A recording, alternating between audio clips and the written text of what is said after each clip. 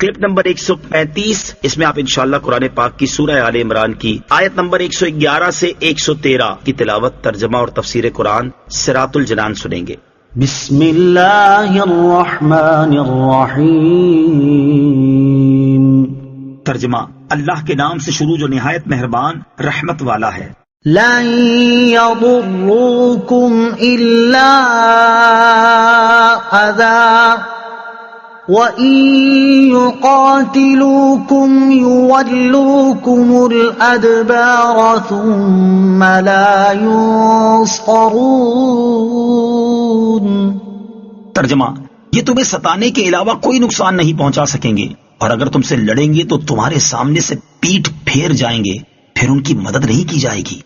لَن يَضُرُّوكُمْ إِلَّا أَذًى، یہ تمہیں ستانے کے علاوہ کوئی نقصان نہیں پہنچا سکیں گے۔ یہودیوں میں سے جو لوگ اسلام لائے تھے، جیسے حضرت عبداللہ بن سلام اور ان کے ساتھی رضی اللہ تعالی عنہم، یہودیوں کے سردار ان کے دشمن ہو گئے تھے اور انہیں تکلیف پہنچانے کی فکر میں لگے رہتے۔ اس پر یہ آیت نازل ہوئی، اور اللہ تعالیٰ نے ایمان لانے والوں کو مطمئن کر دیا کہ زبانی طعن و تشنیع اور دھمکیوں کے علاوہ یہ ان مسلمانوں کو کوئی تکلیف نہ پہنچا سکیں گے، اور غلبہ مسلمانوں ہی کو حاصل ہوگا، اور یہودیوں کا انجام ذلت اور رسوائی ہوگا۔ اور اگر یہ اہل کتاب مسلمانوں کے مقابلے میں آئے تو پیٹ پھیر کر بھاگ جائیں گے اور تمہارے مقابلے کی تاب نہ لا سکیں گے۔ یہ غیبی خبریں ایسی ہی واقع ہوئیں۔ بعد میں صحابہ کرام رضی اللہ تعالی عنہم نے شام، روم وغیرہ تمام علاقوں میں فتح حاصل کی، اور یوں ہی یہ غیبی خبر پوری ہوئی۔ ضربت عليهم الذلة أينما ثقفوا إلا بحبل من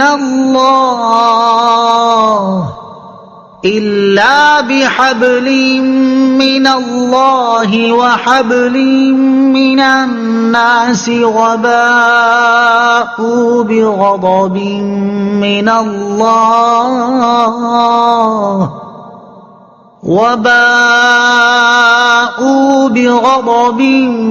من الله وضربت عليهم المسكنة ذلك بأنهم كانوا يكفرون بآيات الله ويقتلون الأنبياء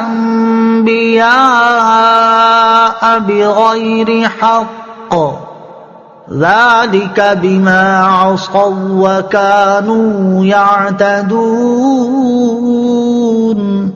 ترجمہ، یہ جہاں بھی پائے جائیں ان پر ذلت مسلط کر دی گئی، سوائے اس کے کہ انہیں اللہ کی طرف سے سہارا مل جائے یا لوگوں کی طرف سے سہارا مل جائے۔ یہ اللہ کے غضب کے مستحق ہیں، اور ان پر محتاجی مسلط کر دی گئی۔ یہ اس وجہ سے ہے کہ وہ اللہ کی آیتوں کے ساتھ کفر کرتے تھے اور نبیوں کو ناحق شہید کرتے تھے، اور اس لیے کہ وہ نافرمان اور سرکش تھے۔ ضربت علیہم الذلہ، ان پر ذلت مسلط کر دی گئی۔ اس آیت میں بیان فرمایا گیا کہ یہودیوں پر ذلت اور محتاجی لازم کر دی گئی ہے، اور ساتھ ہی ساتھ اس آیت میں استثناء بھی ہے، الا بحبل من اللہ وحبل من الناس، سوائے اس کے کہ انہیں اللہ کی طرف سے سہارا مل جائے یا لوگوں کی طرف سے سہارا مل جائے۔ استثناء کے آنے سے معنی یہ بن گیا کہ یہودی ذلت و خواری سے کسی صورت اور کسی طرح نہیں بچ سکتے، مگر اللہ عز و جل کی رسی کے ساتھ اور لوگوں کی رسی کے ساتھ۔ اللہ کی رسی کے ساتھ یوں کہ یہودی مسلمان ہو جائیں تو خواری سے بچ سکتے ہیں اور حقیقی عزت حاصل کر سکتے ہیں، اور لوگوں کی رسی کی صورت یہ ہے کہ لوگوں سے عہد و پیمان کریں، اسلامی حکومت کے ذمہ بن جائیں، یہ کافر حکومتوں سے بھیک مانگیں اور تعاون حاصل کریں تو دنیاوی عزت پا سکتے ہیں، اور ایسی صورت میں ان کی سلطنت بھی بن سکتی ہے۔ فی زمانہ اگر دنیا کے کسی خطے میں کفار کے تعاون سے یہودی سلطنت وجود میں آئی ہے تو اس حکومت کا قائم ہونا قرآن کریم اسلام کی صداقت کے خلاف نہیں، بلکہ قرآن کریم کی صداقت کی بڑی صاف اور واضح دلیل ہے کہ بحسب استثناء بحبل من الناس، صدیوں سے ذلیل و خوار یہودیوں کی ایک جماعت کو دنیاوی عزت مل گئی۔ لیسوا سواء من اہل الكتاب امة قائمة يتلون آیات اللہ آناء اللیل وهم یسجدون۔ ترجمہ، یہ سب ایک جیسے نہیں۔ اہل کتاب میں کچھ وہ لوگ بھی ہیں جو حق پر قائم ہیں، وہ رات کے لمحات میں اللہ کی آیتوں کی تلاوت کرتے ہیں اور سجدہ کرتے ہیں۔ لیسوا سواء،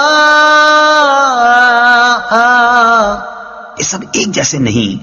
جب حضرت عبداللہ بن سلام رضی اللہ تعالیٰ عنہ اور ان کے ساتھی ایمان لائے تو یہودی علماء نے جل کر کہا کہ محمد مصطفیٰ صلی اللہ تعالیٰ علیہ وسلم پر ہم میں سے جو ایمان لائے ہیں وہ برے لوگ ہیں، اگر یہ برے نہ ہوتے تو اپنے باپ دادا کا دین نہ چھوڑتے۔ اس پر یہ آیت نازل فرمائی گئی اور بتا دیا گیا کہ تاجدار رسالت صلی اللہ تعالیٰ علیہ وسلم کی غلامی میں آنے والے ہی تو کام کے آدمی ہیں، بقیہ کا حال تو انتہائی بدتر ہے۔ حضرت عطا رحمۃ اللہ تعالی علیہ کا قول ہے کہ یہاں جن لوگوں کی تعریف کی گئی ہے اس سے علاقہ نجران کے 40 آدمی، حبشہ کے 32 آدمی اور روم کے 8 آدمی مراد ہیں کہ جو دین عیسوی پر تھے، پھر حضور سید المرسلین صلی اللہ تعالی علیہ وسلم پر ایمان لائے۔